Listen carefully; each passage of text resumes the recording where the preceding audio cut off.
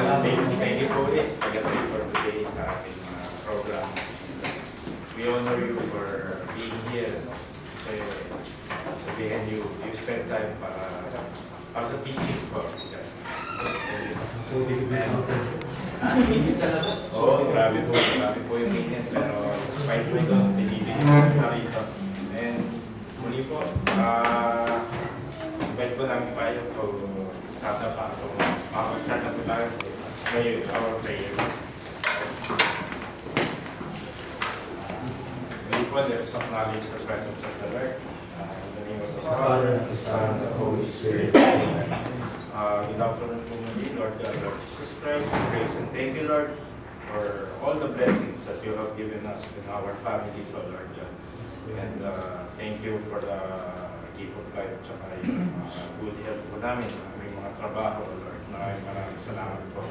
And muli po, Lord God, Lord Jesus Christ, we thank you for this opportunity that you have given us na makarating po ngayon dito sa venue for our CRP program, Lord.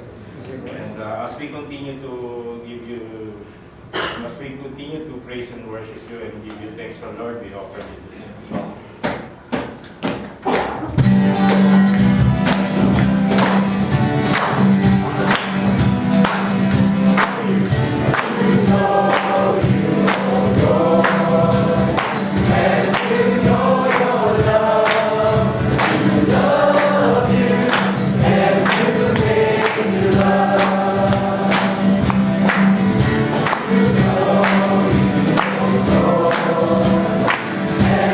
To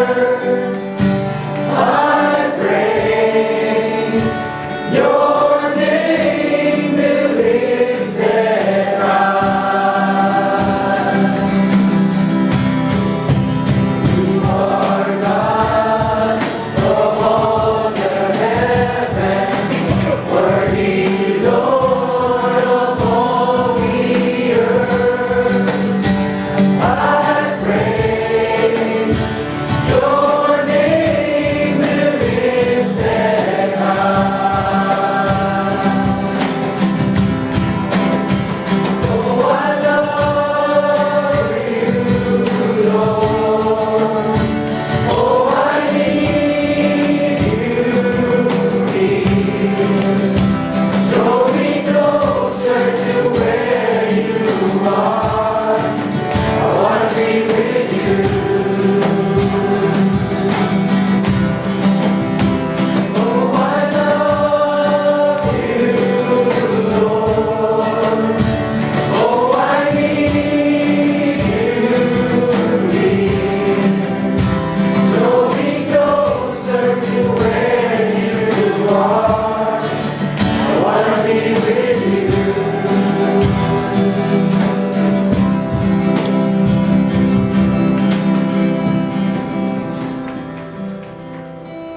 Yes, O Lord God, Lord Jesus Christ, truly we love you, O Lord, and we po continue to pray, Lord God, na may you continue to guide us, protect us in everything that, in every day of our lives, and patuloy po namin dinadalangin sa inyo, Lord, na alisin niyo po yung mga worries, doubts, and fears po namin, O Lord. And may you send your Holy Spirit towards us para lalo po sa mga participants, Lord God, para to open their hearts and minds, Lord, and ma-receive po nila ano po yung mga messages na gusto niyo po iparating po sa amin today, Lord.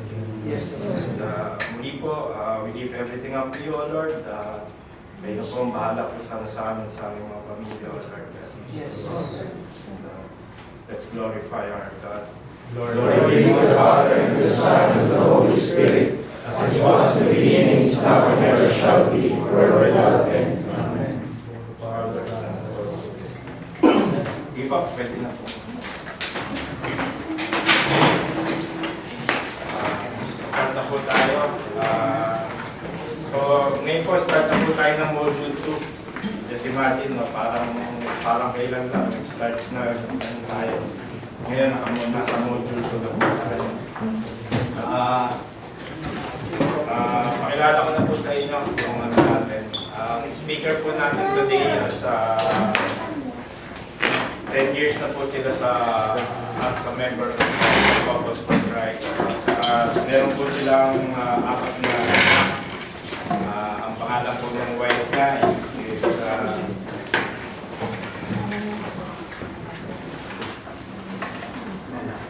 Mela.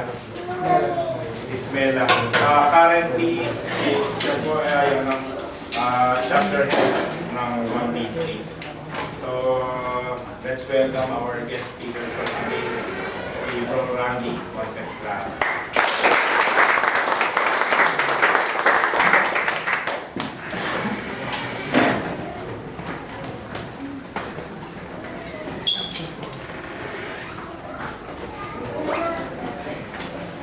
Good afternoon.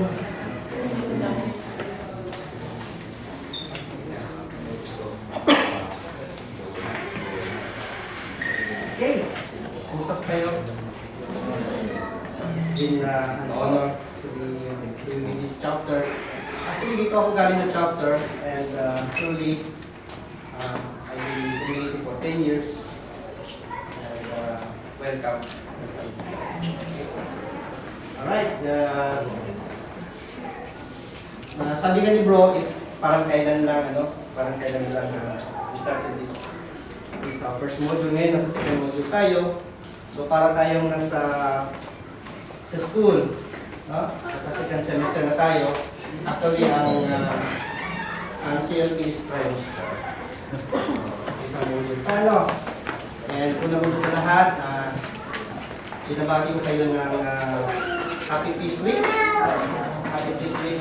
We are celebrating still week. Kasi panahon pa rin tayo, no? Na kung saan we celebrate the Pentecost. So, the birthday of our church. Right? So, happy birthday na rin po sa atin. Happy birthday.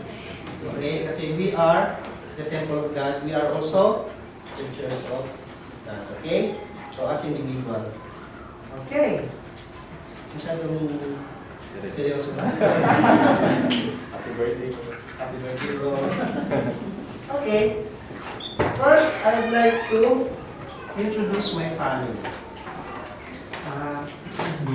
Right? So, I have 4 kids. They are bigger than me now. Okay, they grown up.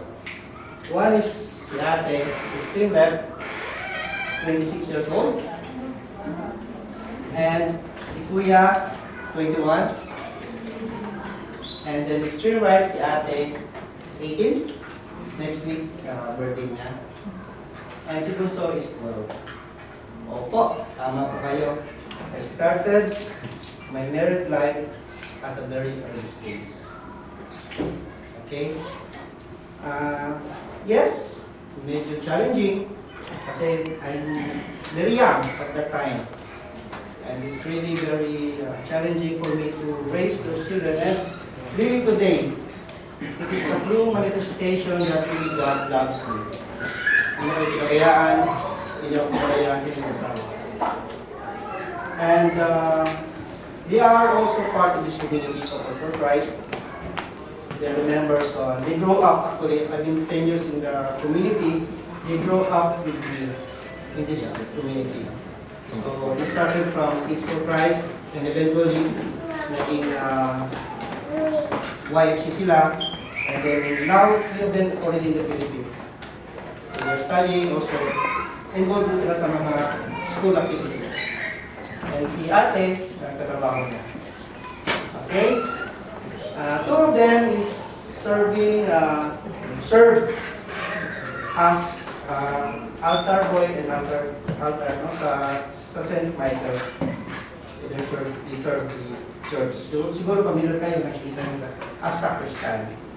And then si Bunso, member siya ng Kids for Christ. And excited na siya maging Youth for Christ pag maging member siya. And if you ask me if we are perfect, because we are in the community, the answer is no. We are very far from perfect. Oftentimes, we struggle in so many areas. Kasi, the challenges of raising the children nowadays. It's really quite difficult.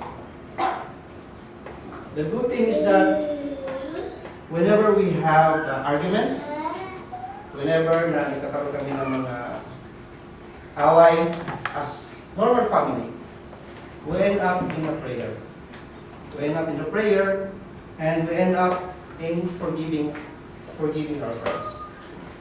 Nag-aasa po ng forgiveness, ganun din sila. And brothers and sisters, they are also my prayer partners. Whenever may mga talk, kahit sa Pilipinas sila, sasabihin ko, I have my talk, they pray. Nung nandito sila yung talagang naglilay ng hands sa akin. Okay? So,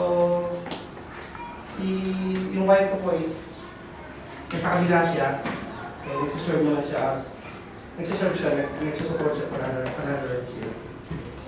Yun po yung family ko. Okay? So, I would like to begin my talk of a story. Okay?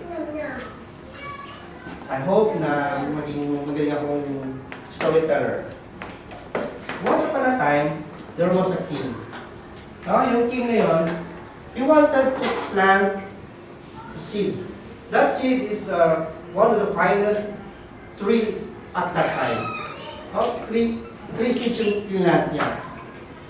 And as time passed by, those seeds become seedlings. Di ba yung seedlings, di ba yung maliliit na seeds, no? And they are planted next to each other. Magkakatabi-tabi sila. And as they grow up, nagkakwentuhan sila. Sabi nila, pwede pa share ng gusto mo? Gusto mong maging paglaki? Ano ba yung gusto mong maging? Pag ikaw is maging finest na tree, pag pinutol ka, ano ba gusto mong maging? The first seed wants to be, he said, I want to be the treasure chest. Gusto ko, pag ako pinutol, gusto ko maging lalagyan, sisidlan ng ginto, treasures ng ating hari. Sabi ng isa, wow, really? Yung second, ako iba. Gusto kong sa maging finest boat ng ating hari. Kung saan, kung gusto niyang mag-fishing, pumalakot, ako yung gagamitin niyang bangka. Or, Ano ba yun? Yate. Sabi ng isang third seed, wow, that's great. Ako iba. Ako, gusto ko maging king's throne. Gusto ko maging kukuha ng isang hari na kung saan pag sinasamba nila yung hari ng mga servants, I want to be in the center of the temple or palace. Eventually, they grew up. Finally sila, and time na puputulin na sila ng hari. And what happened to them? First seed, the first three, pinutol, kinarm, at ginawa kainan nung sa farm, kainan nung animals. No, kung saan nilalagay yung mga damo. Diba yung may mga horses, mga cows. So ginawa siyang kainan. What happened to his dream? Look like it's shattered na. Yung second naman na seed, naging pinutol, ginawang lumber, ginawang maliit na bangka. And then, inilagay sa ilog. The third one, pinutol, still ginawang lumber, itinambak sa isang warehouse. Right? So, those dreams, then one day, the true king was born. The true king was born. The three wise men arrived, as they followed the stars, bringing what? Treasures. And then when they arrived in the manger, wala silang mapaglalagyan ng kanilang mga treasures.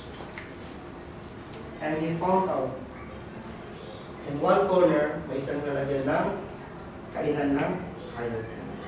They put all those treasures there. Okay? The second seed, when Jesus was teaching, he saw those two boats, two bangka, no? Kinuha niya, umupo siya doon, di ba? And then, later on, sinabi niya kay Peter, halika, mangisda tayo. Ang sabi ni Peter, kahapon pa kami nag-isda, wala kayong makuha. Then when they took the net, and it's full of fish. The third, ano yun? Throne. Kinabak. It became the cross of Jesus.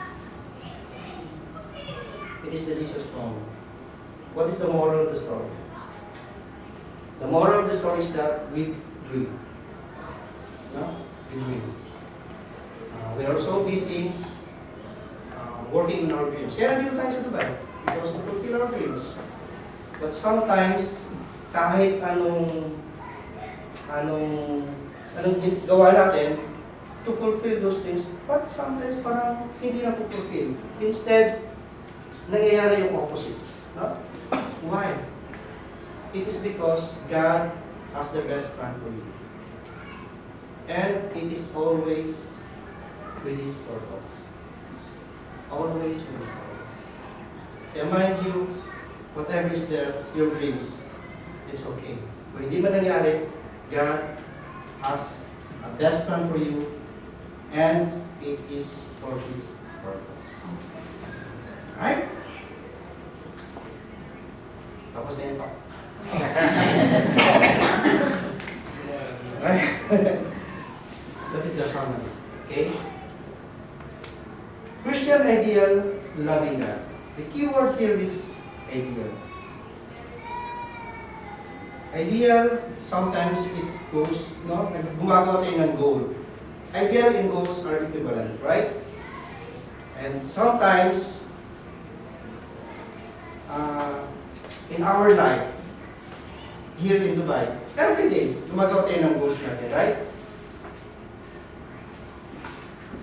And because of that, we are so busy making of our goals. Okay, pag-usapan natin ngayon kung yung mga goals natin. Our goals na yun. Goals actually is our directives in life. Ito yung directions natin ngayon sa panahon ngayon.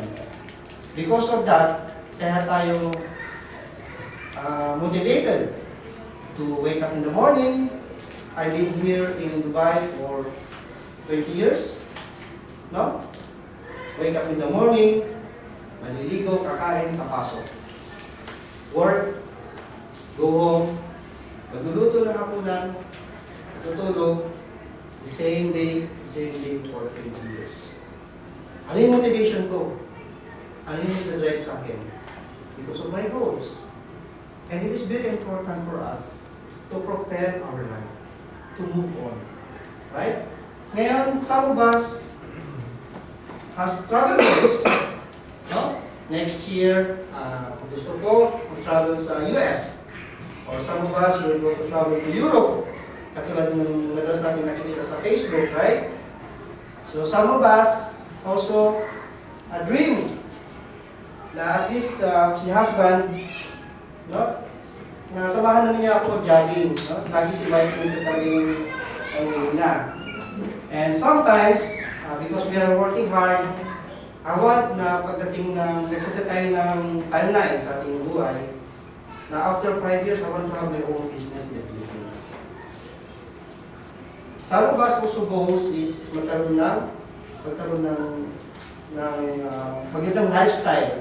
We are so busy about our career, we plan, ini-improve natin yung ating mga competency, just to have our good careers.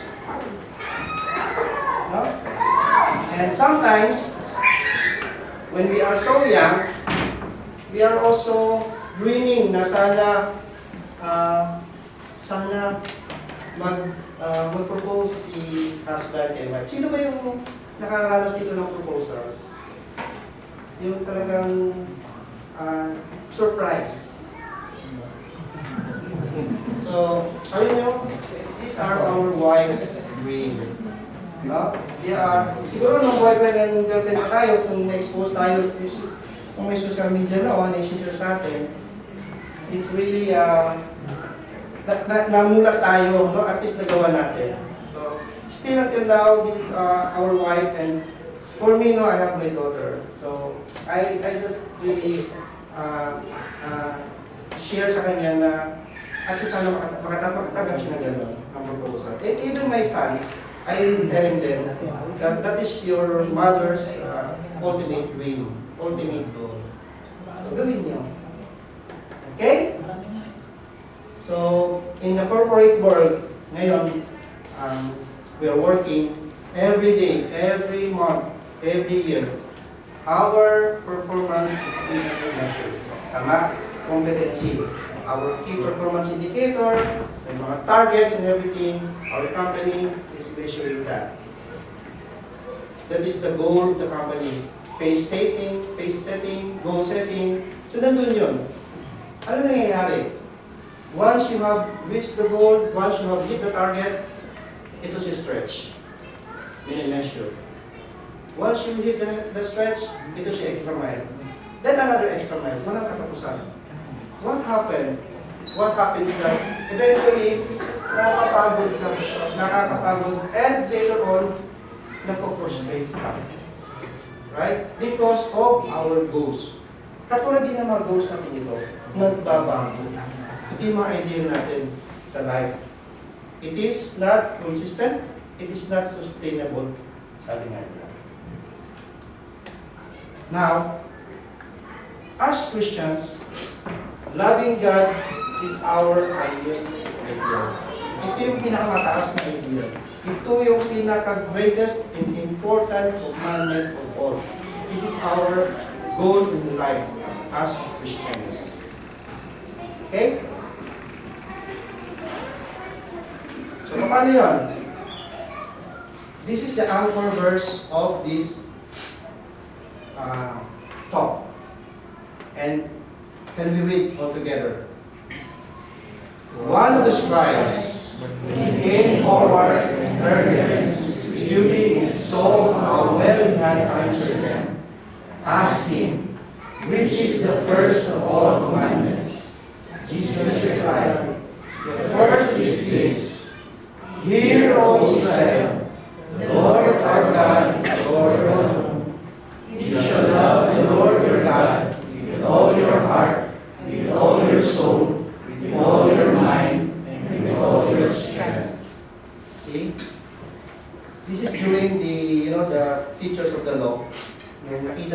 Jesus, and actually, yung question na yan kay Jesus, may malis.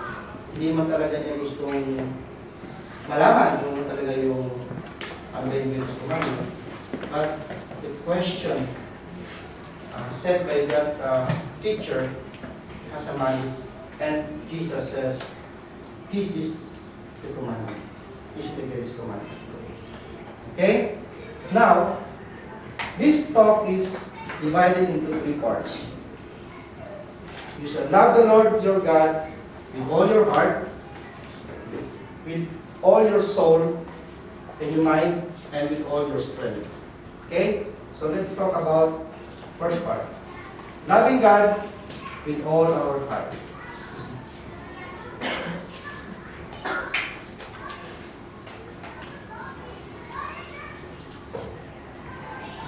Right.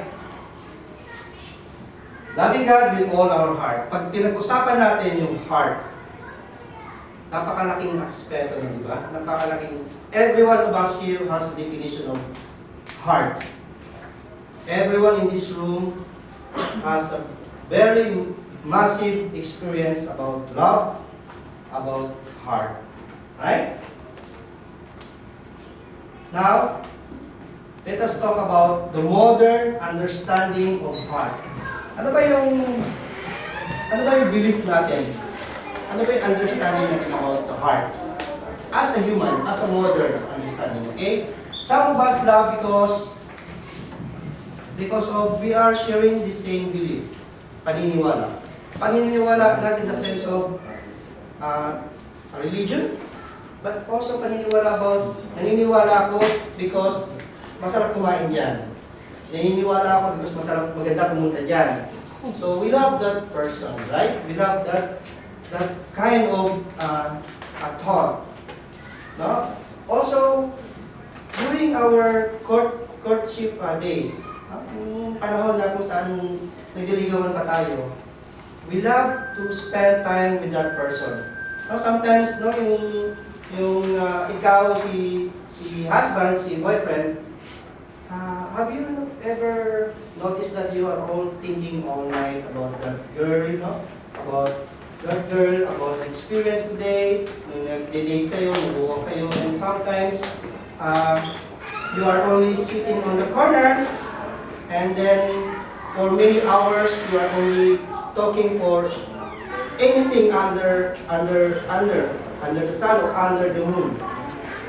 Hindi mo nga napapansin na hindi ka pala nauuhaw, hindi ka nagugutom, just only spending time with that person is really you love, no? And also, spending time with writing letters. I remember, noong panahon na yun, siguro nasa age pa naman tayo na kung saan everyone of us experience about writing in the stationery. Right? Stationery, right? Yung mabang papel. Alam na mga natin ngayon yun. I still remember, when I was writing a stationery, then pag na-receive ko yun, talagang aamoy ko yung sulat muna bago bubuksan. And really, gaganunin ko. And really, I really feel na parang hinawakan ko yung kamay niya. No, still not opening the letter itself. Huh? And then, also, we love the person because we attribute about the physical appearance. Yung kaaya-aya sa eyes mo. Guwapo, maganda. Love at first sight kagad yun. Parang, gusto ko to, love ko to kasi guwapo siya, maganda. Pleasing to our eyes. And kaya minsan talagang yung mga artista, talagang hinahabol sila ng mga tao because kaaya-aya sa mata nila yung taong yun. I remember when I was working before in ABS-CBN as an engineering crew. And most of those mga artista nasa van namin, sa open van namin. And really people are shouting, gumagano.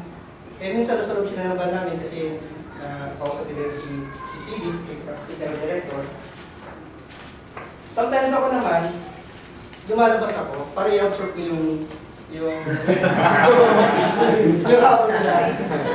So, para na ma-feel. Oh, ganito pala yung ma-feel ng pinipilian. So, really, sometimes we love that person. Kasi ganun na yun. And sometimes, we love the person because mabango siya. Fragrance. Sometimes talagang, bango, I love this person. And you know what's fragrance? Fragrance is the only thing na narinig sa mind natin. Fragrance.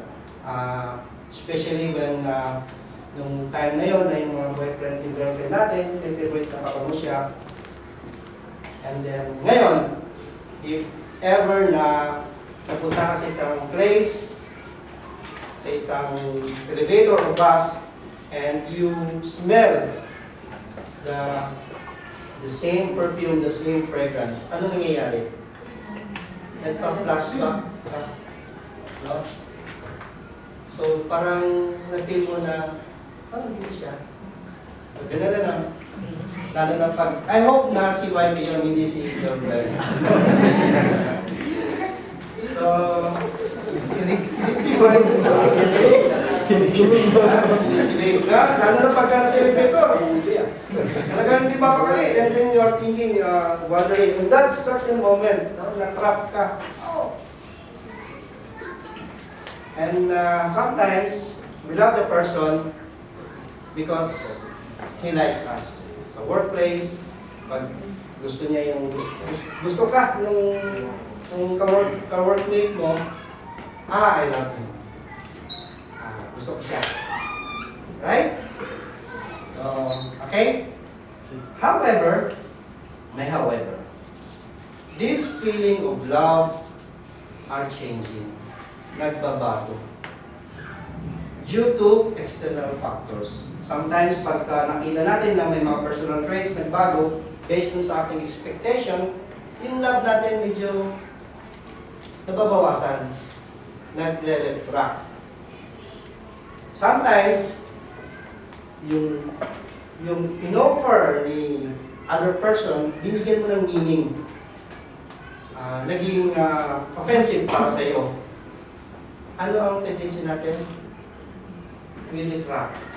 Yung love, nababawasan. Nawawala. Minsan, just out of nothing. Wala lang. Napansin niyo ba nung minsan si wife, no? Sorry wife. Bigla na lang nagbago yung isip. Wala kang ginawa. Wala kang ginagawa. Ano ginagawa? Hindi na kita na.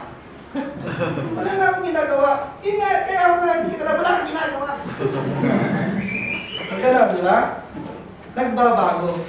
Ibig sabihin nun, just out of thought, nagbabanish yung love na yun.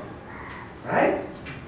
So those are the modern understanding of heart, and it is related to our feeling or emotion. Okay? Now, let's talk about the biblical understanding of heart. According to the Bible, it is the seat of intelligence and decision. By the way, sorry kasi I have to tell you the truth. I came from Mindanao. So yung Tagalog sa amin, malaki na akong natutunan yung Tagalog. Kaya medyo, sorry if I have some accent, okay? Sa amin kasi English ng salita eh. Sorry po. Then, yung salita sa amin, Tagalog is halo-halo. Halo-halo yung dialects namin. We have Ilocano, we have Bisaya, we have Ilonggo, we have alat-alat ng kaya minsan, hinahanap ng mind mo kung ano talaga yung ibig sabihin. Right? Where are we? Okay. Biblical understanding of heart is the seat of intelligence and decisions. Ano yan? First, commitment. Right? Commitment. Commitment is like you now. When you married your spouse, that is commitment. That is one of the manifestation of love. No? Yung vow, yung promise na ginawa mo sa harap ng altar, that is bonded. That is the sacrament of marriage between yung couple and our God. Actually, that's okay nun. And I would like to take this opportunity for those couple here that is not yet married and sa church who are not yet received the sacrament of marriage. Mind these brothers and sisters. The family faith, the faith of the family, no? The faith of the family begins when you receive the sacrament of marriage. Yun. Absolute yung statement niyo. And I really ask you later on plan for that. Okay? And it will benefit, magbe-benefit din yung mga anak mo. Kayo as a family. And blessing upon blessing upon blessing. It will pour the blessing upon blessings. And it is true. It is true.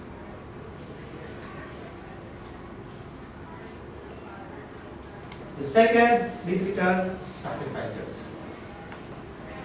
Sabi nga nila, if you want to measure the love of the other person sa iyo, measure the sacrifices you have done para sa iyo. Sa atin, our parents, yung sacrifices nila, work. For me, my father worked abroad for almost 18 years throughout my life. And hindi ko naranasan na magkaroon ng ama. Para namin overseas, working abroad. Those sacrifices itself, napakakaroon yung love na binigay niya sa family to sustain us, just to send us to school. Imagine that I am from North Cotabato. I live in a place where there is war. And my father, because of the love of my father, and he wants us to have a good life. Nag-abroad siya 18 years. Just for us to study in the university. Para lang makawala kami sa area na. The sacrifices. Si husband and si wife. Si husband, the sacrifices to go to work, sometimes more than 8 hours, just to feed the family. Sa atin naman yung mga si wife, may mga wife naman talaga na they are qualified, they are educated, they can able to have a good work, but they sacrifice their career para lang mapagsilbihan yung family. That is the true love of God. The third is the commandment. Commandment is the guidelines set by God to us. Ganun din sa ating mga anak. Sino may mga anak dito? Okay. Kayong mga parents, sometimes talagang ang dami natin sinasabi sa mga anak natin. Based sa ating experience, ayaw natin matulad sila dun sa mga nangyari sa atin. And we are setting guidelines, nagsaset tayo ng set of rules. Huwag kang maging sa pagtawid, maging mabuting bata ka, mag-aral ka, based sa ating experience. For what? Para kaya natin silang mapahama. Ganun din yung Panginoon. He gave us His commandments. Para hindi tayo mapariwara, hindi tayo mapahama, hindi tayo ma-lost. Right? And the greatest example is God. It is on John 3:16, what it says? For God so loved the world that He sent His only begotten Son, and whoever believes in Him shall not perish. Right? Jesus was born in a manger. Alam natin yan. He became human, become a flesh like us. He was mocked. Right? He was mocked. He was being humiliated He was being, if you know the thorns, the thorns, no? Sabi nila, it really pierced until his brain. Ano kasakit yun? He was crucified. He carried the cross, no? Talagang hirap-hirap siya. He died. For what? For what? Out of His love on us, redeeming our sins. Huh? You know that your life, brothers and sisters, is worth of the life of our Savior. Kaya kung ano man yung pinagdadaanan mo ngayon, whatever, you have to remind you that your life is the worth of the life of Jesus. Right? So that is the loving God with all our heart. Now let's go for the second. Yeah, it says, if you love me, you will keep my commandments. Loving God with all our mind and soul. Loving God with all our mind and soul. Ask me why. Why? Why he emphasize? No? He gave emphasis about this. Mind. Why? Why? In the book of Philippians, it says, an idle mind is the devil's playground. Our mind is the devil's playground. Paikot-ikot lang dyan. Ikot-ikot. And I would like to say some words. As part of this talk, I need to use some sensitive words. So please allow me.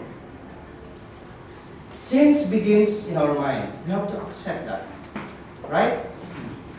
And our mind tends to be the safest place. Our mind is the safest place for our favorite sin. That sin, so we can hide, we can select ourselves, and we can put it in the innermost in our mind, that no one can find it. No one can find it, and no one can, hindi niya malalaman. Oh, you know what? It is the perfect hiding spot for our sexual desire. Worst, it is our perfect hiding spot for our past sexual relationship other than our wife. That even your spouse cannot find it. That is our mind. Our mind is also, you can able to replay or re-experience those past images, those past experiences without knowing. You know what's really very scary of? Sometimes this past experience, past sexual experience with the other person is playing while you're doing it with your spouse. It's very scary. Sorry, but I need to tell you this. It is not by accident. It is not by accident that this talk is included into today's gospel. Who went to the church today? And I invite Bro Eric to please read the gospel for today. Gospel for today, from Matthew, verse 27. You have heard that it was said, do not commit adultery. But now I tell you, anyone who looks at a woman and wants to possess her is guilty of committing adultery with her in his heart.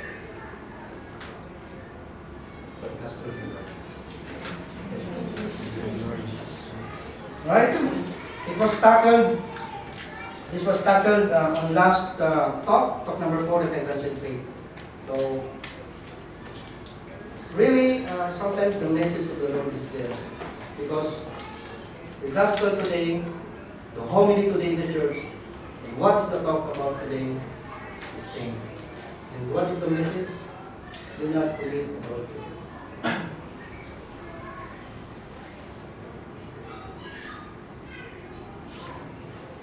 We love God with all our mind and soul by protecting and preserving our mind from unholy influences so that God can use us for this purpose. You know, nowadays, the social media, the transfer of information, everything is very, very fast. That you can even, kahit sa palmo, di ba? Before, siguro sa atin, yung time natin, newspaper. Sometimes control pa kasi sa mass media, sa news, medyo filtered yung mga information na nilalabas. Now, no. Wala na filter. I have my Google. I will type, I will want to view sa YouTube, kung ano yung gusto kong basahin, gusto kong panoorin, up to me. Tama? And that information suddenly feeding into your mind. An example of this is our culture. Whenever we are in a good restaurant, bago kumain, paghinayaan niya ng masarap na food ng ginagawa natin, pinipicturean natin at the moment, ATM, everything. Tama? Unknowingly, chine-change natin yung culture. Especially pag nandun yung mga bata. Akala nila normal. Akala nila normal yun. Instead of saying the grace, ipicturean mo and send mo. You know, first you have to say the prayer of the grace. You have to be thankful about the food in front of you, about the blessings na tanggap mo. For me, if I receive my salary every month, the first thing I really, once tatanggap, once na nag-receive ko yung salary, that my salary already in my account, I pray for that. First, thank you Lord. Thank you Lord for this salary. And allow me Lord na magamit ito for your purpose. Allow me Lord. And my dear brothers and sisters, that money, minsan nakala mo, minsan 3 araw na lang, 3 araw lang, wala na yung sahod mo, medyo magugulat ka for that entire month. You have something. And magugulat ka, may sobra. And we will talk that one later. Satan cannot read your mind, but he can influence you. Okay? Especially when you are alone. So be careful. Si Satan kasi ganito si Satan. Andito lang yan siya, ikot-ikot lang yan sa ulo mo. Once na inalaw mo yung opportunity, binigyan mo siya ng opportunity to enter, it will enter. It will come. Especially kung isa ka, ano kang ginagawa. Yung gagawin ko ngayon. Then you're reading negative information, you are doing something, and really, I would like to share when I was in Saudi Arabia. Akala namin normal yung pornography. Kasi talagang pumapasok yung pornography media. And I remember, sabi ng mga kasama ko nun is, hindi naman tayo nagkakasala eh. We did not commit adultery to our wife. Kasi wala naman tayong ginagawa. Wala naman tayong, nanonood na naman tayo. And of course, it will lead to some sexual actions later on. Kasi nga, mag-isa ka lang, malungkot, pare-pare yung lalaki. So we thought that is normal. So we are not aware of na sinasaktan na pala namin yung aming soul. Okay? So ano ang antidote natin dyan? To pray and to fill your mind with the gospel. To fill your mind with the gospel. For me, I have this opportunity to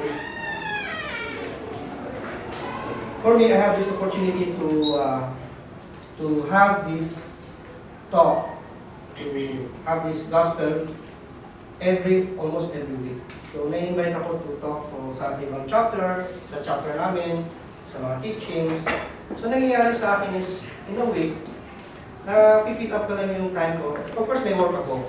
After sa work sa bahay, napipick up ko lang yung time ko, aside from interacting with my children. Yung extra time ko is reading the gospel, preparing the talk, and preparing myself for these talks. Hindi biro, hindi siya madali to, if you want God to use yourself as the messenger, as the vessel for this word, kailangan ikaw mismo manggaling sa iyo. Kailangan ihanda mo yung sarili mo. Because you're proclaiming God's word. Hindi pwedeng nagpo-proclaim ka, and then, sa bahay, ano na ginagawa mo? No? So, ganun din yung service team natin sa CLP. Ito mga service team natin na nakatayo dito. Do you think that after this CLP, tapos na yung trabaho nila? No. After this CLP, nag-uusap-usap sila, they pray for you, they pray for all your, kung ano yung one-to-one ninyo, so they pray for that. They are preparing themselves for this service because CLP is a battleground between good and evil. So, tinatutunan nyo? Talk number 1. Okay? So, nakit na. The third one is loving God with all our strength. We are referring about the 3 T's. What is the 3 T's in our life?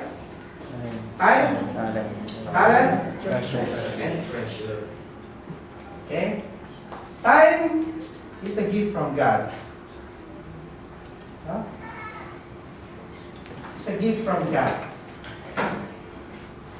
Alam niyo ba na today morning, when you wake up, it is God who wake you up.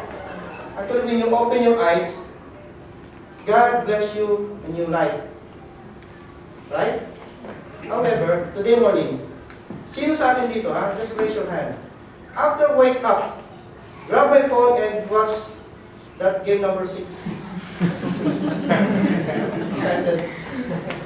Oh. Right?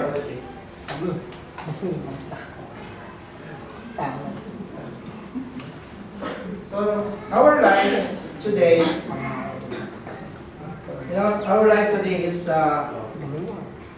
is occupied. Sabi nga nila, we are so overbooked.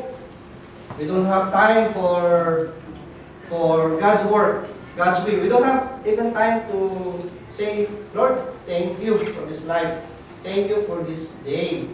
Thank you for this time na ginising mo ako. They said that, history says, survey says that 53 million people die each year. Hindi lang sila nagising. 53 million na yun. Hindi lang sila nagising. Praise God. Praise God, I'm alive. Okay? Every one of us is busy. Carrying burden under Satan's yoke. After this talk, I hope and I pray that please, huwag nyo gamitin lagi yung excuse yung busy. Because busy is a very powerful tool of Satan. Especially pag na-invite ka especially pag na-invite ka for like CLP or any religious activity or doing something na which is good. Busy ako. Because we know that it's lie. Sinungalingan yun. The truth is, hindi mo siya priority. It's not my priority. But busy is number 1 powerful tool of Satan on us. Pinipid niya yun sa'yo. Okay? Imagine, Imagine this. Every 12 midnight, 12 midnight ha? Sa bank account mo, nagkakaroon ng deposit of 86,400 dirhams. But, at the end of the day, whatever is left will be withdrawn, automatically zero balance. Ano gagawin mo? Anong gagawin mo sa account nila? Maybe you're busy spending those 86,400 every dirhams. Tama? In that certain day. Our God deposited 86,400 seconds every 12 midnight into our life.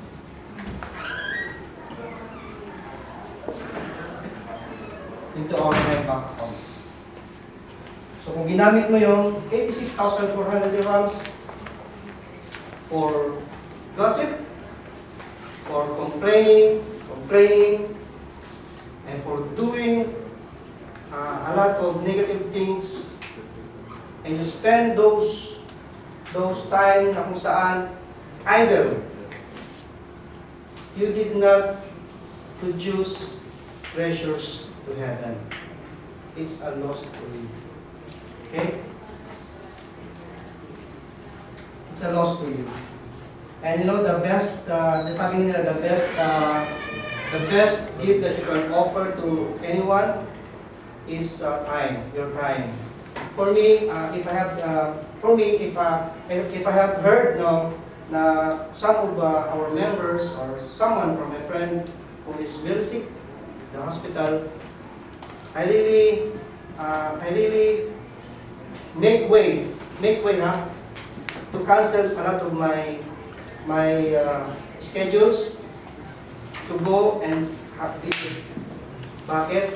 Because that person went into his lowest. Minsan yung time nila, kausap, minsan just only for sometimes I'm going there not bringing something like food or something. I'm just myself.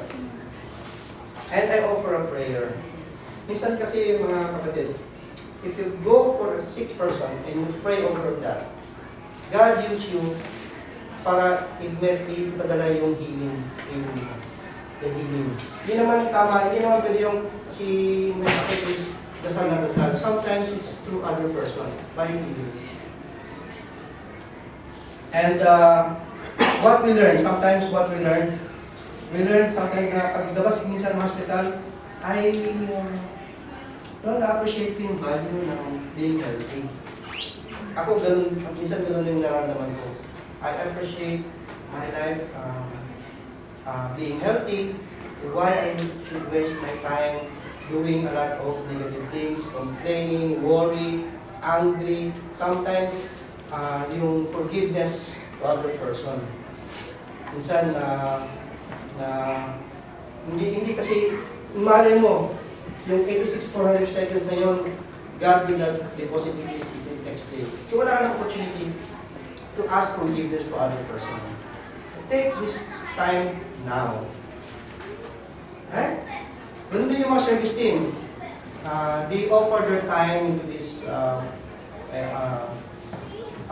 CLP. Loving God with all our strength means using our talent to glorify God. Talent. Have you seen those music ministry? You know, they are sharing their talents. Play guitar, who knows how to sing, and sometimes yung iba sa atin involved sa work na kung saan they have a very experience dun sa mga audiovisual creativeness, no? So may share nila sa community.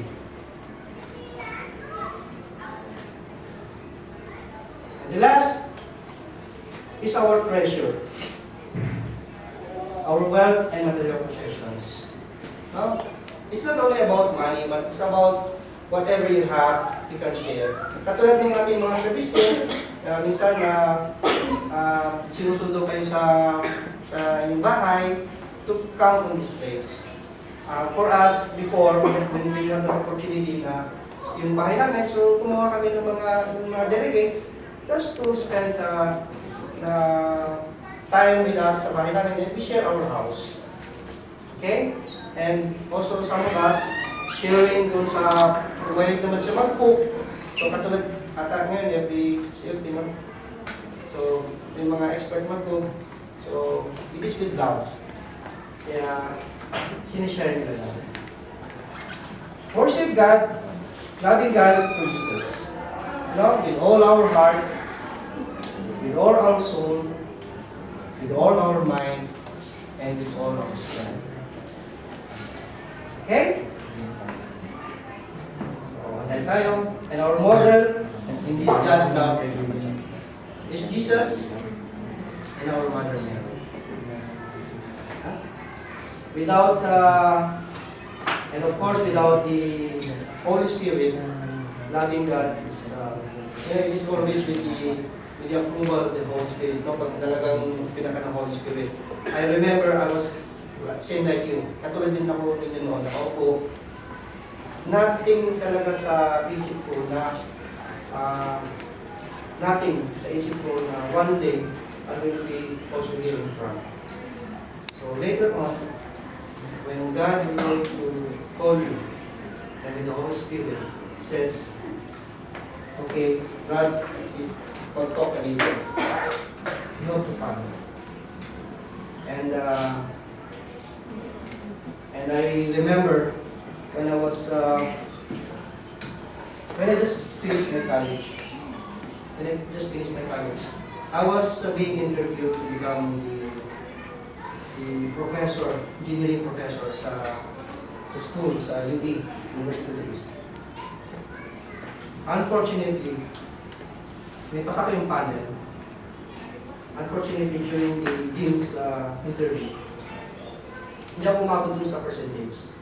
May mas matataas pa palang percentage sa akin. So, sinelect yung pagiging professor. I was devastated kasi sayang yung opportunity. And that time, really, to become the professor, parang may dating ka sa school. Unknowingly, that one day, through the Cfc, through the CLP, God called me to teach the book prayer. Not on engineering, but the God's word. So we don't know. Right? So from that, we got it first.